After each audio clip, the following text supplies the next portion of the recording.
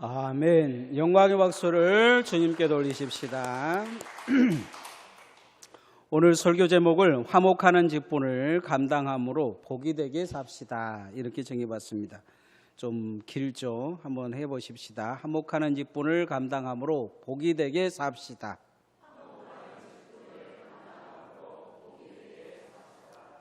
제가 전도사 때 섬기던 교회가 있었습니다.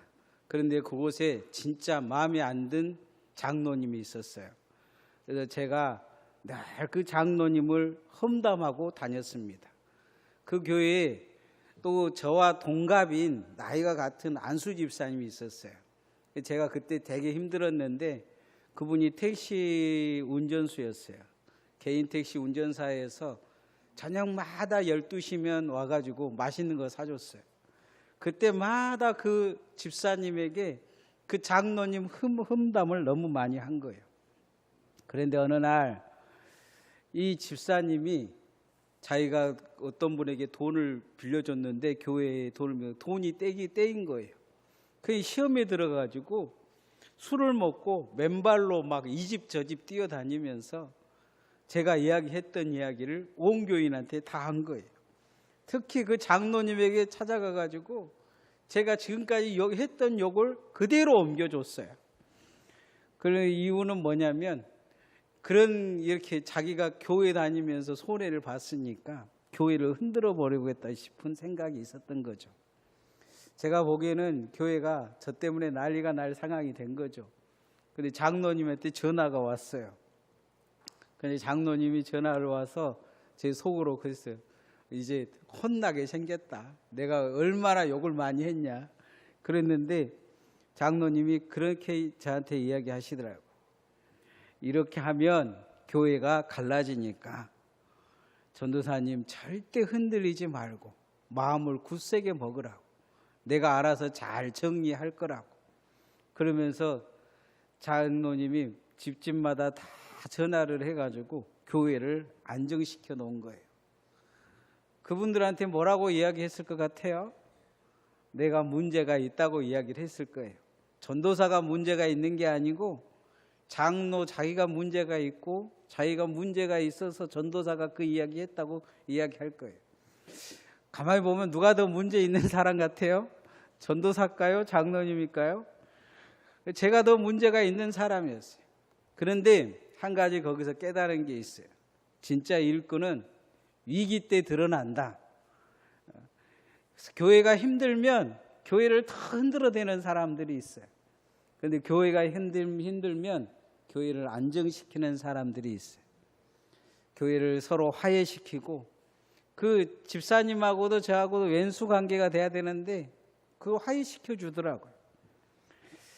사도 바울은 우리가 특별한 직책이 있다고 이야기를 하고 있어요. 원래 우리는 하나님과 죄의 관계를 통해서 나눠진 사람들이에요. 하나님과 왼수된 관계예요. 그런데 예수님을 통해서 우리는 하나님과 하나 되어졌어요. 예수님이 화목하게 만들어주셨어요. 그리고 우리에게 준 사명이 뭐냐? 화목해 하는 자로 우리를 부르셨다고 이야기해요. 고린도후서 5장 18절에 화목하게 하는 직책을 주었다 이야기를 합니다. 이 교회의 가장 근본적인 모든 직책들의 특징은 화목해 하는 거예요. 누가 화목하는 거냐? 하나님과 나를 화목하게 하고 예수님과 화목하게 해서 구원 얻게 하는 거예요. 또 한 가지는 성도와 성도를 서로 화목하게 하는 거예요. 화목하게 하는 직분을 줬다는 거예요. 근데 사람들은 대부분 그걸 잘 몰라요. 성도들은 가장 직분자들이 중요시 여겨야 될 거 화목하냐는 거예요. 하나님과 내가 화목하느냐, 형제와 화목하느냐. 또 한 가지는 형제와 형제를 화목해 하는 자로 살고 있느냐 뒤돌아봐야 됩니다. 성경에 보면 우리 성경에는 그 잘 나타나지 않은데 샬롬이라고 시편에는 많이 나와요. 샬롬의 의미는 뭐냐면 화목을 이야기하고 있어요. 원수된 관계가 화목되어졌다는 거예요. 샬롬하고 이스라엘 사람들이 이야기하잖아요. 샬롬 이야기를 해요. 샬롬 이야기하면서 지금도 뭐하고 있냐면 전쟁하고 있어요. 샬롬 하면서 거기에다가 샬롬 써가지고 미사일에다 샬롬 써가지고 날려보려고 했어요.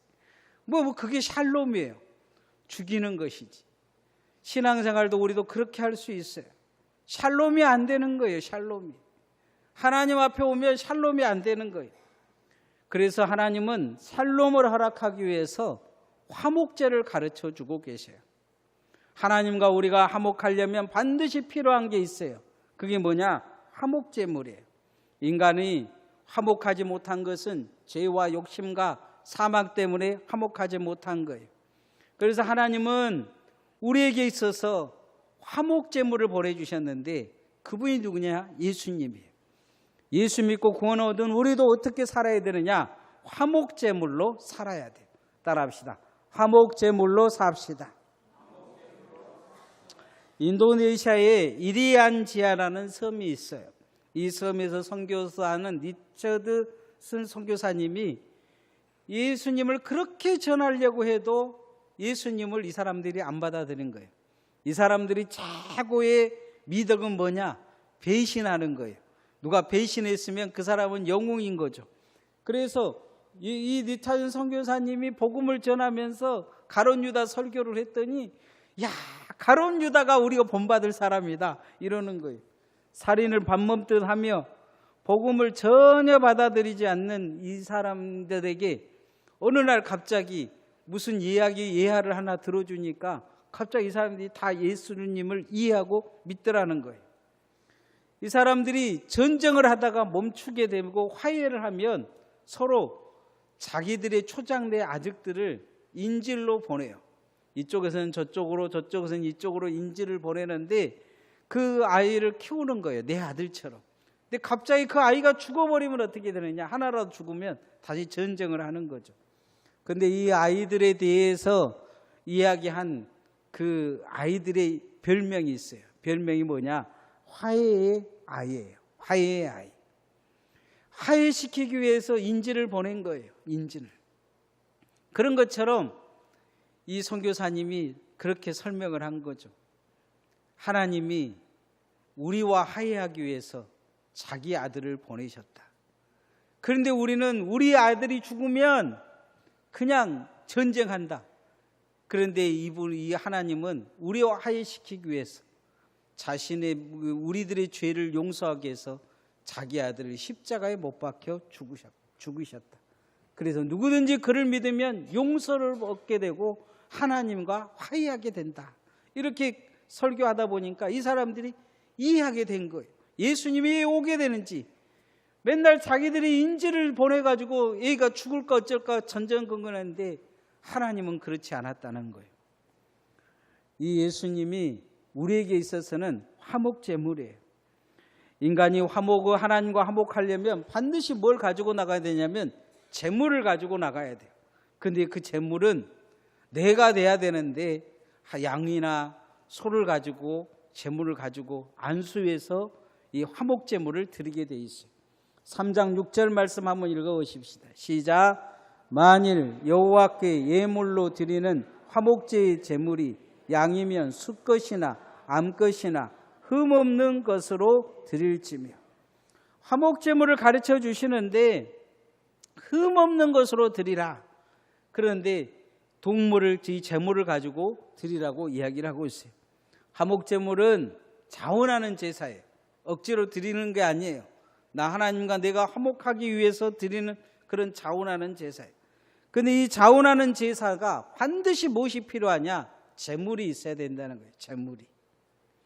그래서 이 제물로 우리에게 오신 제물이 있어요. 그게 누구냐? 예수님이. 예수님은 우리에게 오셔서 하나님과 우리 사이에 화해의 아이가 되셨어요. 화목제물이 되셨다는 거예요. 우리도 누군가에게 화목의 그런 아이로 살 수 있는 삶이 있다면 그 사람은 은혜의 삶을 사는 사람일 것입니다. 주님의 제자된 우리도 이제 예수 믿었으면 화목제물로 살아야 돼요. 직분자들은 화목하는 직분을 얻었다는 것을 잊어버리면 안 돼요. 직분을 가지고 분란을 일으키고 직분을 가지고 싸우고 그것은 직분 역할을 잘 못하는 거예요. 뭔가 그 사람들을 잘 섬기고 나눠주고 겸손히 자기 자신을 낮추고 그리고 사랑과 용서로 그렇게 화목제물의 역할을 잘 감당할 수 있는 주님의 종들 되어지시기를 소원합니다. 하나님은 우리를 특별히 부르셨다는 거예요. 목사이기 전에, 장로이기 전에, 집사이기 전에, 권사이기 전에 그 직분 안의 의미의 가장 큰 의미는 무엇을 가지고 있느냐?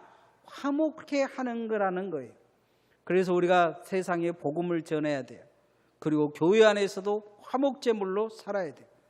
주님 앞에 여러분이 화목제물로 삶을 통해 많은 자들이 예수 믿고 돌아오고 또 여러분이 교회에 화목해 하는 자가 되어지기를 소원합니다. 그러기 위해서는 세상에서 화해한 것보다 중요한 게 있어요. 하나님 앞에서 화목해야 돼요. 따라합시다. 하나님 앞에서 화목합시다. 성경에 일평생 갈등의 중심에 있는 사람이 있었어요. 여러분이 잘 알고 있는 야곱이에요. 야곱은 태어나면서도 갈등을 일으켰어요. 어찌하든지 1등 되려고 노력을 해요. 1등 되려고. 팥죽 한 그릇 가지고 형 예서의 장자를 뺏어와요. 그것도 모자라서 아버지를 속여서 축복꽃까지 다 뺏어와요. 그러게 아버지도 속이고 형도 속이고 가는 곳곳마다 갈등이 일어나고 가는 곳곳마다 고통스러운 사람이 되어져요. 그런데 이 야곱이 이제 삼촌 라반 집에서도 갈등을 일으키다가 도망 나와요.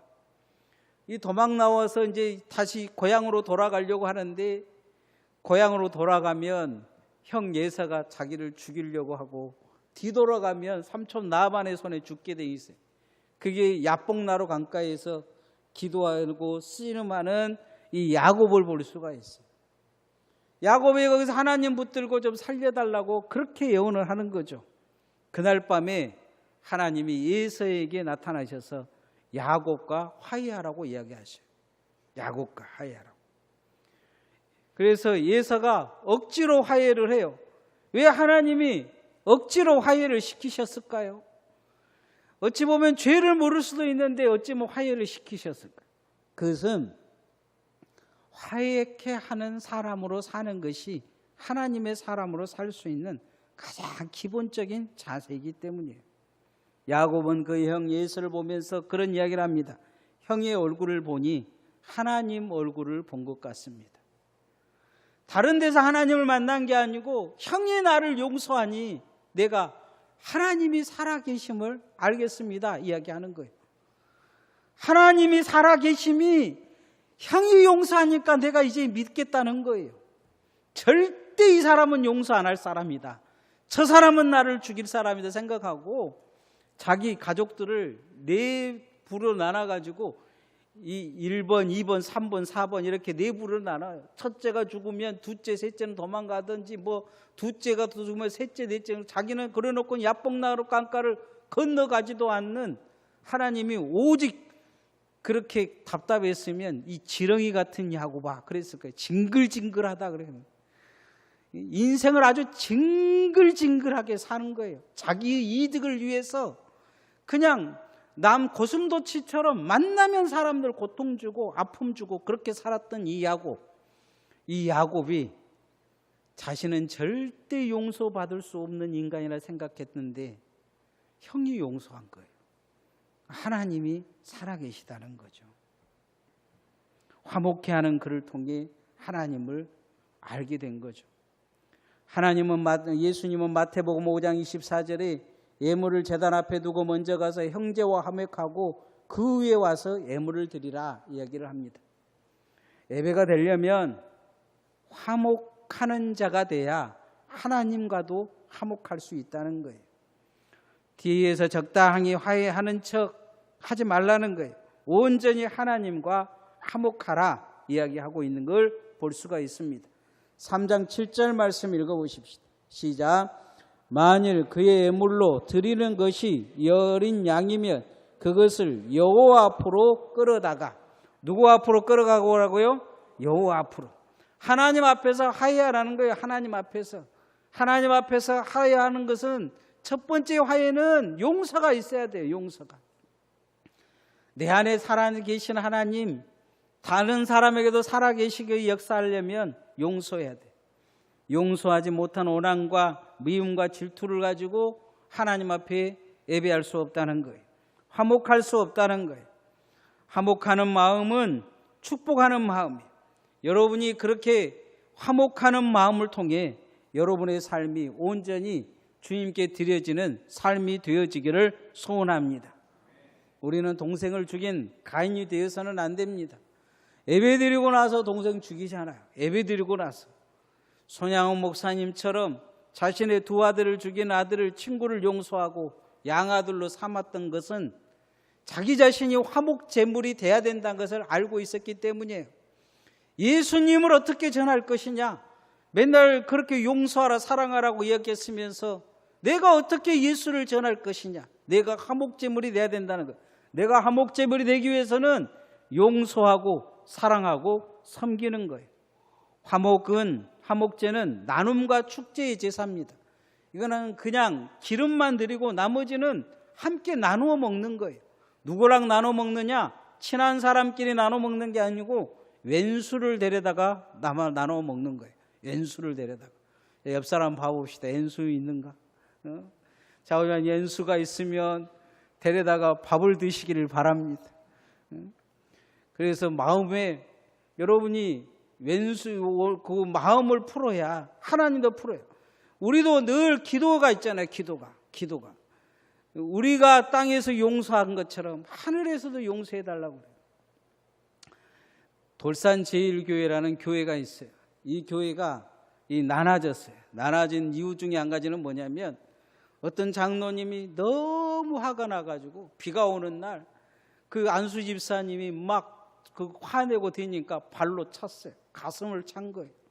가슴을 찼는데 뒤로 뻥 떨어진 거죠. 그래서 이 두 교회가 나중에 나눠졌어요.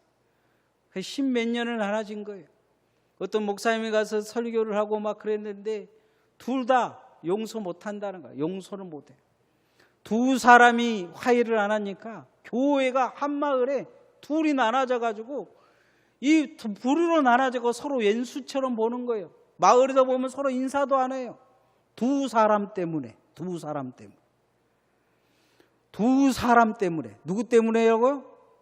두 사람 때문에. 늘 사람들이 그렇게 자기 편 갈라가지고 내가 좋아하는 사람 편 들어줘요. 그런데 어느 날 이 가슴을 얻어맞은 집사님이 생각을 해보니까 자기가 문제가 있는 거예요. 그래서 장로님 찾아가서 화해했어요. 장로님이 그런 거예요. 교회 합하자. 그래가지고 돌산조일교회가 몇 년 만에 합해졌어요. 그렇게 찢어져가지고 나눠진 교회가 그렇게 두 사람이 화해되니까 다시 합해진 거예요. 그 교회가 축제가 된 거죠. 축제가. 우리는 늘 교회를 갈라놓고 있는지 뒤돌아봐야 돼요. 늘 하나님과 나의 관계도 우리가 망가뜨려 놓으니까 다 망가지는 거예요. 옆 사람의 기도를 내가 망가뜨려 놓으면 올라가지가 않아요. 하나님은 우리 교회를 볼 때 기뻐하시지 않아요. 화목하는 자가 되려고 노력을 해야 돼요. 그러기 위해서는 많은 기도를 해야 돼요. 나를 낮춰야 돼요. 나를 뒤돌아보는 눈이 있어야 돼요. 여러분이 그렇게 하나님 앞에서 화목하기를 소원합니다. 하나님 앞이라는 것을 잊어버리면 안 돼요. 누구 앞에 있다고요? 하나님 앞에 있어요. 하나님 앞에 있는데 뭘 용서 못하겠어요? 예수 그리스도의 십자가 앞에 있어요. 그래서 우리는 화목하는 데 힘쓰는 도구가 돼야 돼요. 따라합시다. 화목하는 데 힘쓰는 도구가 됩시다. 바울 서신에 보면 바울이 개척한 교회 중에서 제일 골치 아픈 교회가 고린도 교회예요. 고린도 교인들 중에서 믿음 좋은 교인들이 바울 사도한테 와서 고린도 교회 문제를 싹 일러바쳤어요. 바울 사도가 막 열받을 대로 열받아가지고 편지를 몇 개 보내요. 그 중에서 몇 개는 찢어버리고 남은 성격이 고린도 전서와 고린도 후서예요. 거기에 내용에 보면 바울 사도 욕한 내용이 나와요. 사도도 아닌 것이 사도인 척한다. 설교도 못한다. 그리고 뭐 눈도 어두고 간질도 하고 지병은 고쳐도 나무병은 못 고친다. 몇 별 이야기를 거기다 다 돼요. 그래서 바울이 그런 갈등이 일어나서 바울이 막 변명도 하고 편지도 보내고 이 난리를 치는데 사람들이 오고 가면 오고 갈수록 더 갈등이 일어나는 거예요. 그런데 딱 한 사람이 가니까 해결이 됐어요. 누가 갔냐? 디도가 가요. 바울 사도가 고린도 후서에 보면 이 7장에 디도에 관해서 이야기를 하고 있어요. 디도는 그러면서 하나님의 사자다 이야기를 해요. 디도가 가서 뭐 한 거예요? 특별한 게 없어요. 바울 사도가 너희들을 위해 얼마나 눈물을 흘리고 기도하는 줄 아느냐. 그렇게 이야기하면서 바울 사도의 마음을 고린도 교회에 전해요.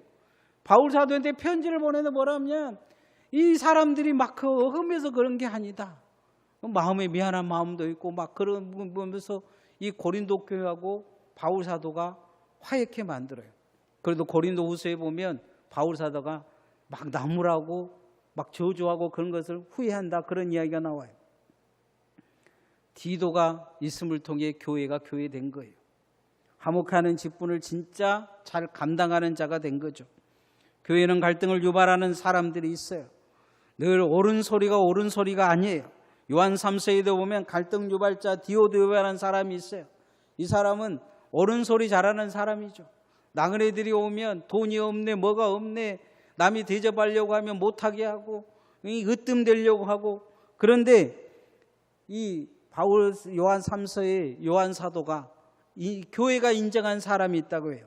데모디로는 이 이방 사람들도 세상 사람들도 저 사람은 인정한다는 거예요. 예수 믿는 사람이다.